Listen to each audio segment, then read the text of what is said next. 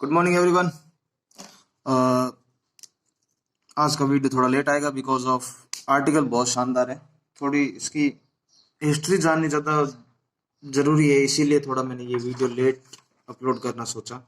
वैसे भी आप में से काफ़ी लोग हैं जो शाम को ही वीडियो को पूरा देखते हैं, वो आपके ऊपर, आप इसको कब देखते हैं। बट अगर मेरे हिसाब से आपको एक रिकमेंडेशन देनी हो कोई बात के ऊपर, तो आप प्लीज़ इसको सुबह मॉर्निंग में ही देखा करो।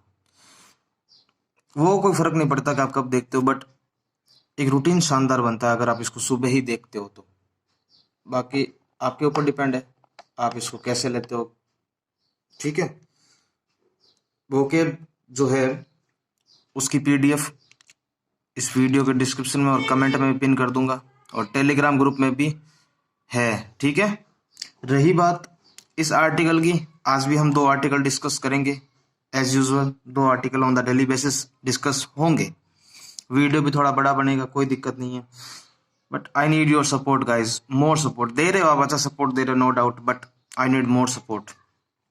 ओके, सो शेयर कीजिए अब ये वीडियो, जो भी आपको अच्छा लगे, आपके जो भी सोशल हैंडल साइट्स हैं जहाँ पे भी आप ज़्यादा एक्टिव रहते हो, वहाँ आप चाहो तो इसको शेयर कर सकते हो अपने फ्रेंड सर्किल के साथ।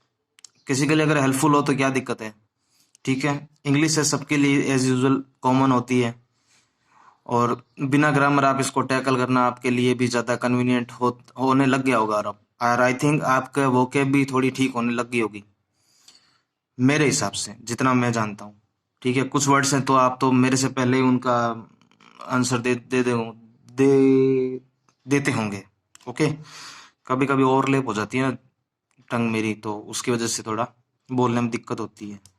सो रही बात इस आर्टिकल की, सो आर्टिकल से पहले मैं एक लास्ट अनाउंसमेंट करने वाला हूँ। वैसे आपको पता है मैं संडे को ही टेस्ट लेता हूँ वो कैब का टेलीग्राम पे, बट मेरे पास कम से कम 2000 से ऊपर खुद के कलेक्ट किए हुए वो कैब वर्ड से जो न्यूज़पेपर के हैं। इतनी गारंटी है उससे बाहर कुछ नहीं आ सकता, मेरी तरफ से गारंटी है। मैं कोई ऐसे फुल ऑफ गारंटी वाली बात नहीं करता, बट हाँ वो इतने शानदार वर्ड्स हैं कि उनमें से जनरली मैंने जितने एग्जाम देखे हैं लगभग रिपीट होता ही है वर्ड उनमें से।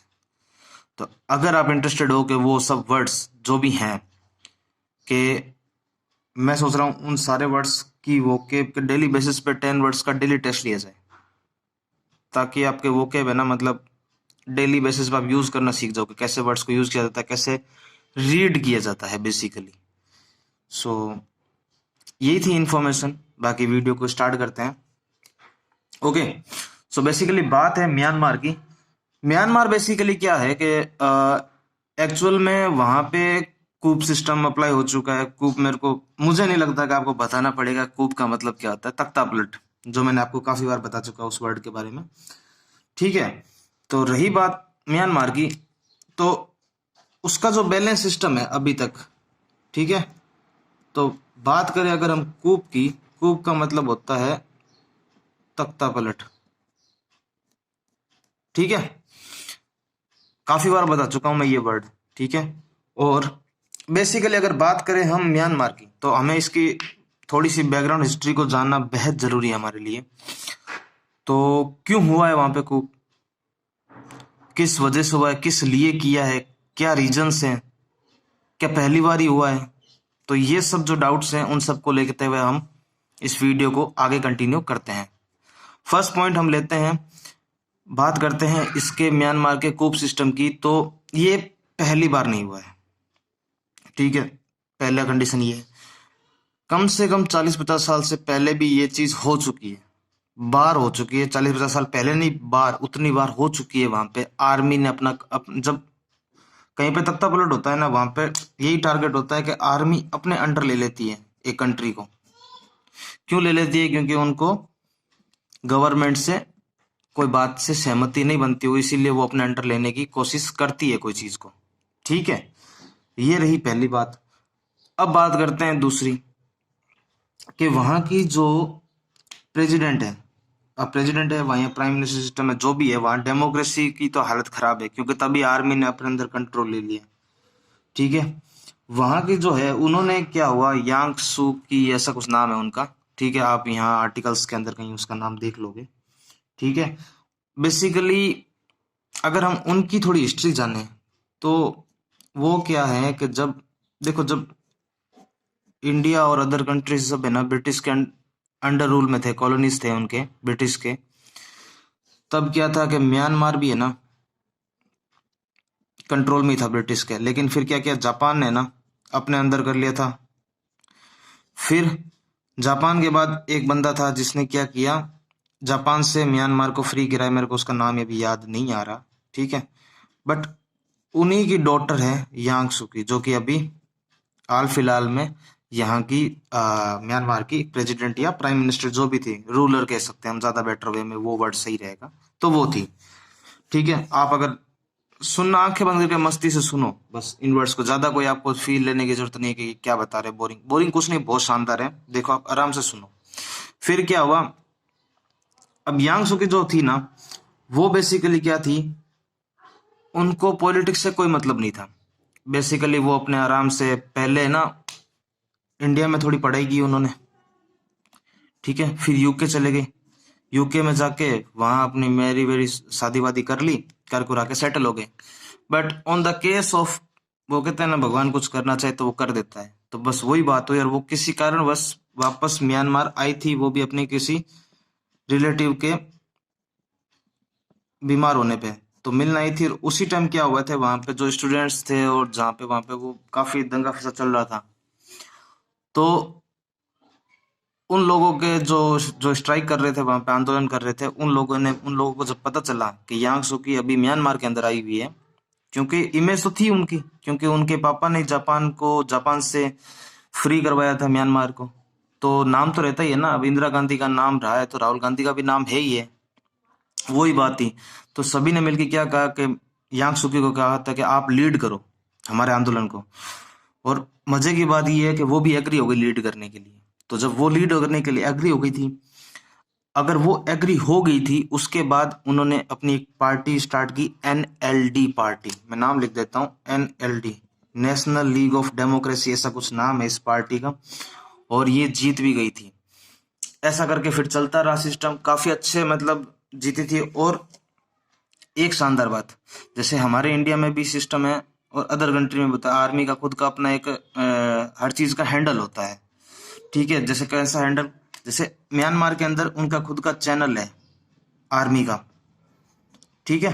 तो आर्मी का चैनल है, आर्मी लगभग हर चीज में कंट्रोल करती है। देखो पहली बात, अब मैं थोड़ा सा आपको स्टेटिक्स वे में समझाता हूँ। देखो 25% जो सीट है वो रिजर्व्ड है आर्मी के लिए पार्लियामेंट के अंदर म्यांमार में, तो पीछे बची कितनी, 75%। तो कोई भी अगर बिल पास करना है गवर्नमेंट को, कम से कम 3/4 है, तो कम से कम इतने वोट तो है इसके पास, फिर भी इसके बिना पॉसिबल ही नहीं है कि वो रूल पास कर ले कोई भी, तो आर्मी के कंट्रोल में था। रही बात न्यूज चैनल्स की, तो वो भी आर्मी के कंट्रोल में था, क्योंकि आर्मी भी एक न्यूज चैनल चलाती है वहां पे। तो ये सब सिचुएशन हुई थी, तो इसके कारण अब बात ये करते हैं कि तख्ता पलट हुआ क्यों। ये तो हिस्ट्री बैकग्राउंड थी। तख्ता पलट इसलिए हुआ क्योंकि अभी जब रिसेंटली जो इलेक्शन हुए थे म्यांमार के अंदर, उस इलेक्शन के बेसिस पे वो कह रहे हैं, आर्मी के बंदे, जो आर्मी है वहां की म्यांमार की, वो कह रही है कि आप लोगों ने फ्रॉड किया है वोट काउंटिंग में। तो ये सिर्फ फ्रॉड की बात, जबकि वहां की जो इलेक्शन कमीशन है ईसी, उन्होंने साफ मना कर दिया है कि नहीं ऐसा कोई फ्रॉड नहीं हुआ था, एकदम नॉर्मल इलेक्शन हुआ था, ठीक है। तो फिर कैसे ये बात बन रही है, तो बेसिकली यही सिचुएशन थी, इस वजह से वहां पे आर्मी ने अपने अंदर कंट्रोल कर लिया। वो शायद एक काफी अच्छे वहां के, अच्छे तो क्या बोले पता नहीं, जुनता जुनता कुछ नाम है, ठीक है, उन्होंने आरोप लगाया इलेक्ट्रॉनिक फ्रॉड के नाम पे उनपे। तो वो सब आर्टिकल के अंदर, अब जब आर्टिकल पढ़ोगे ना आप, आपको फील आएगा कि नहीं यार अब तो बहुत इजी हो गया आर्टिकल पढ़ना। तो बेसिकली ये सभी सिस्टम था जो जो कुछ भी हुआ था। तो अब हम, आई होप आपको समझ में आया। अगर ये हिस्ट्री बीच में बताने आपको पसंद आती है तो बताना। हम बात करेंगे चाइना भी कैसे, मतलब है ना, चाइना को क्या बेनिफिट है क्या नहीं है, क्योंकि अब बात करें, देखो ले लेते हैं इस पॉइंट को भी, चाइना को क्या बेनिफिट नहीं है। देखो इंडिया, ये सपोज इंडिया है और ये म्यांमार है और इधर चाइना है, ठीक है। अब यहाँ की जो रोड की जो लाइन्स है जो 1600 किलोमीटर के आसपास की है, यहाँ पे कुछ अलगाववादी रहते हैं जिनको फंडिंग और पैसे सब कौन प्रोवाइड करता है? चाइना, जो ना तो म्यांमार के हैं ना ही इंडिया के हैं, तो वो बीच का काम करते हैं। तो अगर म्यांमार में फ्रीडम ऑफ डेमोक्रेसी एकदम अच्छी आ जाए, आर्मी का रूल ओवर हट जाए, ठीक है, तो चाइना को काफी बेनिफिट हो जाएगा। लेकिन आर्मी को ही पसंद नहीं है कि म्यांमार जो है वो चाइना से किसी भी तरह का ट्रेड करे। इसीलिए जब म्यांमार में यांग सुकी जीती थी, तब चाइना ने रेड कारपेट लगा के बकायदा वेलकम किया था यांग सुकी का चाइना के अंदर।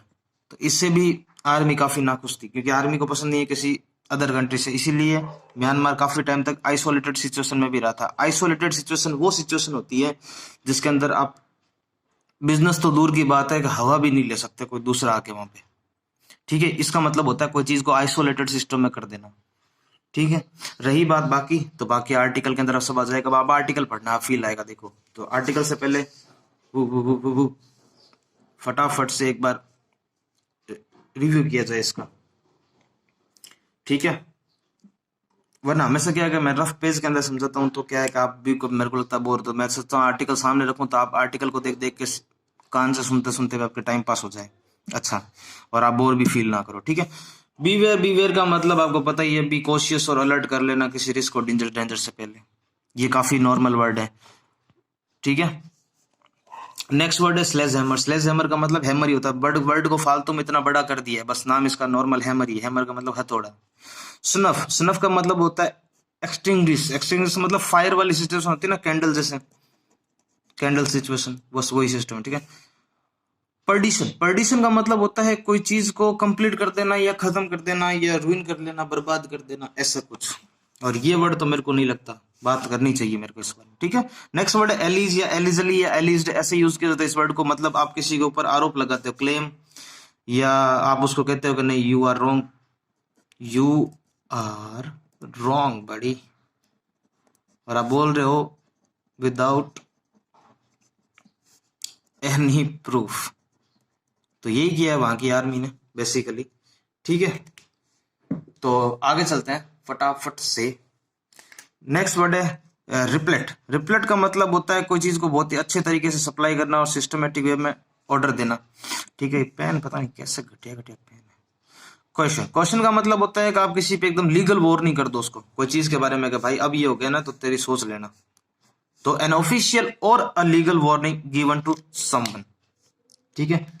नेक्स्ट वर्ड है डाइवर्सिफाई। डाइवर्सिफाई का मतलब होता है बेसिकली डाइवर्सिटी से बना है, इसलिए इस वर्ड को इसीलिए लिया है क्योंकि मैंने आपको बता चुका है डाइवर्सिटी वर्ड, तो मैं बता चुका हूं, ठीक है। इस वर्ड को मैंने बेसिकली इसीलिए लिया है क्योंकि आप कंफ्यूज ना हो जाए कि पीछे एफ वाई लग गया तो क्या इसका मतलब बदल गया ना, वही मतलब है मेक अ मोर वैरायटी, और यही मतलब डाइवर्सिटी का होता है, ठीक है। डेस्पेरेटी अलग होता है, डेस्पेरेटली, ये चीजें अलग होती है। वर्ड्स के अंदर वर्ड्स होते हैं यार, ठीक है। रिलेटनेस, रिलेटनेस का मतलब होता है वो चीज इनफ्लेक्सिबल या कुछ ज्यादा कठोर या हार्ड होनी चाहिए, उसी को बोलते हैं। जो फ्लेक्सिबल ना हो, हर चीज के सिचुएशन के हिसाब से ढल ना सके, ठीक है। मर्केंटाइल का मतलब होता है कि आप बिजनेस, ट्रेड या कॉमर्स, उसको भी एक मन अच्छा वर्ड होता है मर्केंटाइल। देखो जनरली क्या होता है एग्जाम्स के अंदर ट्रेड या कॉमर्स या बिजनेस वर्ड को ना यूज करते हुए मर्केंटाइल वर्ड यूज कर लेते हैं, और हम सोचते हैं कि या अल्लाह ये क्या नाम आ गया, समझ रहे हो। तो भगवान हम सबके हिसाब से चीजों को सेटलमेंट कर रखा है, आप चीजों को निरंतर करते रहिए, ईश्वर सबका सही करता है, ठीक है। तो इस साल कैलेंडर लॉन्च हो ही गया बैंक का, 6-7 एग्जाम होंगे। अगर आप बैंक की तैयारी कर रहे हो तो तब तक 6 महीने कंप्लीट होंगे, तब तक तो आपके पास कम से कम 8 से 9, ज्यादा बोल रहा हूँ सॉरी, 3-1 हजार तो कम से कम वो कलेक्शन करवा ही दूंगा मैं, क्योंकि अब मैं टेस्ट भी शुरू कर रहा हूँ टेलीग्राम पे। तो आपने नहीं ज्वाइन किया तो टेलीग्राम ग्रुप ज्वाइन कर लेना। हाइपर वेंटिलेट, देखो तोड़ो इस वर्ड को। हाइपर का मतलब सॉरी कोई एग्जांपल बता रहा था और सांस। हाइपर का मतलब होता है कोई चीज में हाइप हो जाना, जैसे सांस तेज लेना, ठीक है। और वेंटिलेटर मतलब वेंटिलेटर पे किसको रखते हैं जिनकी सांस तेज फूलती है। तो हाइपर वेंटिलेटर का मतलब आप सांस लो एबनॉर्मली, मतलब नॉर्मल वे में सांस ना लो, रैपिड रेट में सांस लो तो आपको दिक्कत हो। रिलक्टेंट काफी अच्छा वर्ड है। अनविलिंग का मतलब होता है रिलक्टेंट, याद रखना। इरिटेंट, इरिटेट नहीं है, इरिटेंट है, एंटी है, ठीक है। इसका मतलब होता है थिंग इज कंटिन्यूसली एनोइंग और डिस्ट्रैक्टिंग, बार बार डिस्टर्ब करना और एनोइंग फील कराना, उसी को बोलते हैं इरिटेंट। ठीक है, तो इसको साफ सुथरा करते हैं और साइड में करते हैं, और now we discuss over the article. Okay buddy, let's get started. So start with our heading, Myanmar in the balance. क्या बैलेंस में है म्यांमार? पूछ नहीं रहा, बस मैं पूछ रहा हूं आप लोगों से। So we must be aware, ठीक है, हमें क्या रहना चाहिए, थोड़ा सा मतलब होशियार रहना चाहिए, कहने का मतलब होना चाहिए कि अलर्ट रहना चाहिए। कौन से? एक्सलेजमर हैमर के सैंक्शन से, मतलब ऐसे कोई अनयूजुअल हथौड़ा हम पे भी कोई ऐसा ना आ जाए, तो हमें भी ध्यान रखना चाहिए किससे, विच विल स्नफ, ठीक है, स्नफ का मतलब उसको खत्म करने वाली चीज, यानी एक्सटिंग्विश, यानी फायर टाइप की, उसको फायर आउट कर दे, किसको? हमारी डेमोक्रेटिक स्पिरिट को, जो हमारे डेमोक्रेटिक भावनाएं हैं, जो लोकतंत्र की भावना है, उसका सत्यानाश ना कर दे। तो उन बातों का भी ध्यान रखने के लिए हमें भी बीवेयर रहना चाहिए।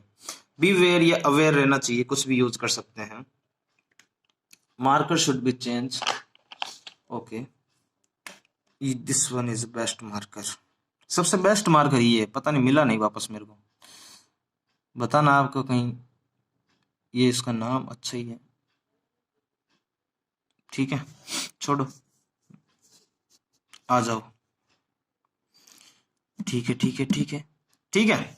Okay, the world certainly India बात कर रहा है, हैज डीप स्टेक, काफी अच्छा है उसके साथ, किसके साथ? म्यांमार के साथ। लेट्स एनक्लोज दिस रियलिटी, इस रियलिटी को सही में देखते हैं कैसे कि बिफोर रशिंग द कंसाइन, जो नेक्स्ट डोर पे हमारा जैसे गेट खोलते हैं, हमारा नेबर दिखता है हमें, इधर वाला उधर वाले की बात मत करना, पाकिस्तान की, मैं म्यांमार की बात कर रहा हूँ। To perdition after last week को, जो भी परडिशन के थ्रू जो भी वहां पे कूप सिस्टम लगा है लास्ट वीक में, उसकी बात कर रहा है। Yes, the general are back in Naypyidaw, Naypyidaw basically capital of Myanmar. Okay, पहले वहां पे रंगून कैपिटल थी, उससे पहले म्यांमार को बर्मा कहते थे। बर्मा यांगसूकी के पिता का ही शायद नाम था, मैं श्योर नहीं हूँ भाई, ठीक है, don't quote me on that. They had never really left, ठीक है, वहां का जनरल ने एक्चुअल में नहीं छोड़ा, जनरल मतलब वहां के आर्मीज की बात कर रहा है। They had merely more space for civilians whose popularity edge trajectory unsettle थी, जो कि थी। The guns won on a day of parliament was open to an overwhelming victory by Aung San Suu की, यांग सांग सू की, जो कि NLD party से थी। ठीक है, पता है एक बात बताऊं आपको, ये वो पहली महिला है जो जेल के अंदर थी और इनको नोबेल शायद पीस प्राइज मिला था। जब इनको 20 साल या शायद 15 साल, इतने साल के लिए इनको जेल में डाल दिया गया था, तब इनको नोबेल पीस प्राइज मिला था। और ये अपने हस्बैंड से मिलने भी नहीं जा पाई थी यूके के अंदर, ठीक है, और उनकी वहीं डेथ हो गई थी, बिकॉज आर्मी ने, म्यांमार आर्मी ने इनको वीजा नहीं दिया था, और ये जाना भी नहीं चाहती थी, क्योंकि अगर ये चली जाती ना, तो वापस आर्मी इनको म्यांमार के अंदर आने नहीं देती। इसी वजह से इनकी इतनी पॉपुलैरिटी बनी थी।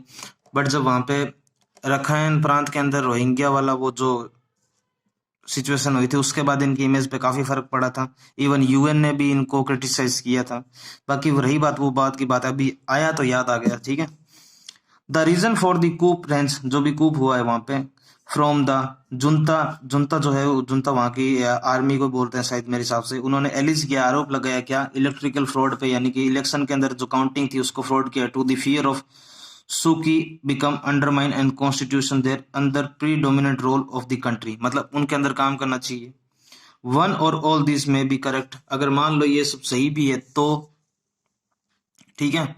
बात करें एशियन इटसेल्फ है repellent, Asian is also repellent है, क्यों? क्योंकि ये कंप्लीट चीज है, क्योंकि अथॉरिटीज रेजिमी की, ठीक है, इश्यू करती है म्यूटेड चेयर सिस्टम को, एकदम सिस्टमेटिक वे से बातों को, ठीक है। India being the only large democracy next to Myanmar, Myanmar के जो पास में सबसे बड़ी अगर डेमोक्रेसी की बात करें तो हम है, यानी हमारा भारत है, ठीक है। हैज अर्ज, जो कि बढ़ाता है a return to the democratic process को और रूल ऑफ लॉ को बताता है। So has Japan, the Japanese state defence minister Yasuhide Nakatani gave a voice to question, warning दी है कि if we stop the Myanmar military relation, अगर हम म्यांमार मिलिट्री के रिलेशनशिप को चाइना के साथ स्टॉप कर दे, then will we get more stronger, अगर ज्यादा स्ट्रॉन्ग हो, they will be further grow and distance free nation, वो फिर फ्री नेशन की बात कर देंगे, ठीक है। तो I think that would be pose to a risk of the security for the region. जो ये बताने जा रही है, जिन्होंने ये ऑथर है, जिन्होंने लिखा है, वो कह रही है कि इस चीज को एक बार के लिए पॉज ही सही है। ठीक है, आगे बात करते हैं। The thing is Myanmar does not react well to international pressure. ठीक है भाई, इंटरनेशनल प्रेशर भी तो लगता है ना हर जगह से। If Myanmar is not allowed to diversify its engagement, अगर म्यांमार हमें अलाउ ही नहीं करे उस अपने वेराइटी ऑफ एंगेजमेंट के अलग अलग जगहों से, क्योंकि हर जगह से उन्होंने एंगेजमेंट कर रखा है, इधर चाइना से, उधर इंडोनेशिया। आप देखो आर्टिकल में सब कुछ आएगा, मतलब हर जगह से इन्होंने सुपड़ा साफ सिस्टम कर रखा है अपना। आगे आते हैं। It's engagement it will be and once again in the toxic relation with China to the detriment of everyone else in the region. It needs reminding that the 2010 की बात कर रहा है, it was the Myanmar junta's decision to reduce their dependency on China, क्योंकि army को पसंद ही नहीं China के साथ relation, and that led to opening up the country. The world only woke up with the junta cancel the milestone या milestone होना चाहिए, पता नहीं, डैम प्रोजेक्ट। अच्छा ये प्रोजेक्ट था बाय चाइना, चाइना के साथ जो प्रोजेक्ट था उसको भी बंद करवा दिया। ठीक है,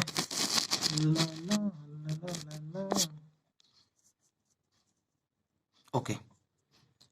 इन द पास्ट 5 ईयर, जो पीछे के 5 साल है, China has made a nice with सुकी। मैंने बताया था कि आर्मी को पसंद नहीं है, लेकिन सुकी के साथ अच्छा रिलेशन था। Being the first to the accord her head and state status दिया था उनको।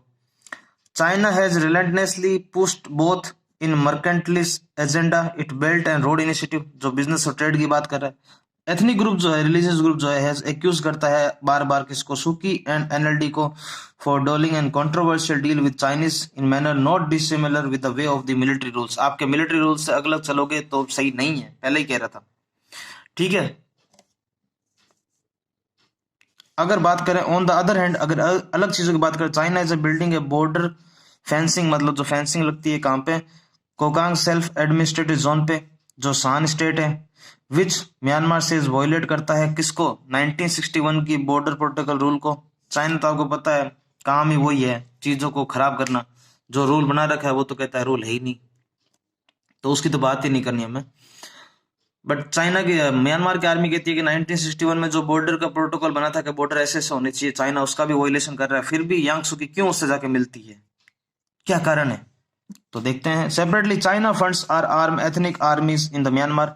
जो भी मैंने बताया था 1600 किलोमीटर की रेंज के अंदर आर्मी, उनको आर्मी जो बंदे हैं अलगाववादी है, उनको सपोर्ट करती है। कौन, चाइना। कैसे कैसे करती है, even as the offer to help in the peace in the negotiation.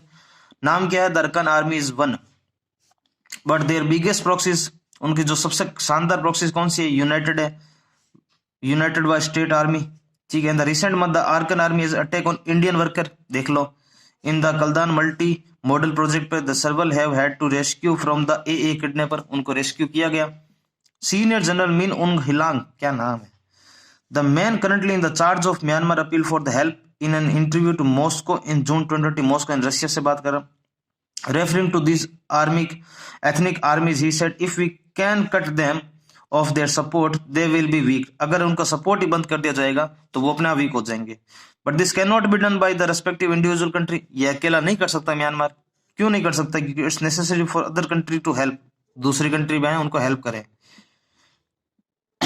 Sorry, terrorist act can not be committed by the organization with only one stance. ठीक है भाई, पाकिस्तान की बात करें तो हम इंडिया अकेला लेना ही पड़ता है ना इंटरनेशनल सपोर्ट, क्योंकि नहीं मानता, एक देश से नहीं होती कोई चीज। ठीक है, there is a support behind them financially, करता है financial support. They have provider for the weapons, ammunition, rations, cash and recruits. कौन करता है, the one and only China. ठीक है, India learn this lesson from the 1990 with regard to Myanmar, then to PM Narasimha Rao took a more realistic approach लगाई थी उन्होंने, क्या, even staying away from the Suu Kyi award ceremony, जो award ceremony थी उससे दूर ही रहता है। क्यों, क्योंकि रिकाउंटिंग हुआ था, जी पार्थरे जो भी था। Over the year India has developed a unique 2 track engagement with that country. 2 track system मतलब 1 way to 1 way, 2 way to 2 वे, आना से आना, जाना से जाना, आप भी दो हम भी देंगे, वो होता है 2 track system. India work hard with US former diplomatic Gautam Bambawale and, देखो बम्बेवाले सही पढ़ा नाम ना, and Kurt Campbell, currently Biden Indo Pacific czar बोलते हैं उनको, to impress different approach to Myanmar. ठीक है, सब कुछ बता रखा है तो आपके लिए इजी हो रहा होगा पढ़ना। इन 2020 फॉरेन सेक्रेटरी जो थे कौन है भाई साहब, आ जाओ ऊपर आ जाओ। Shringla travel together with the army chief, ठीक है, मनोज मुकुंद नरवाणे, जो हमारे आर्मी के चीफ हैं, to Myanmar to show the New Delhi treat both arms to government their equally.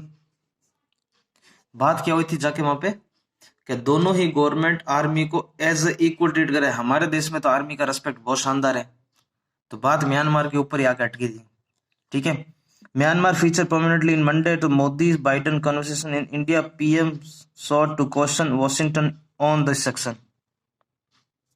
अगर बात करें हम म्यांमार का ऑप्टेड क्यों, तो इंडियन सबमरीन, इंडियन वैक्सीन, ये सब प्रोवाइड कर रही है म्यांमार को India, as China has push it weapon, जबकि चाइना वेपन प्रोवाइड कर रही है। Myanmar has gone to Russia for choice, Myanmar has continue to play all side, सब जगह से मजे ले रही है। In the past of decade Japan, India, Russia, Indonesia, Singapore have depend, देखो सब जगह से मजे लोगे तो कोई आपके भी तो लेगा। Their engagement in Myanmar reconcile the geo strategic important, क्योंकि जियोग्राफिकली देखे ना तो म्यांमार का मैप बहुत शानदार है, क्योंकि वहां से आप इंडो पैसिफिक ओशियन, ठीक है, और Pacific ocean, Indo Pacific ocean पूरा कवर हो जाता है। चाइना को कोई ट्रेड करना हो तो उसके लिए भी वे अच्छा है, जापान, ऊपर रशिया, तो जियोग्राफिकली बेस्ट है।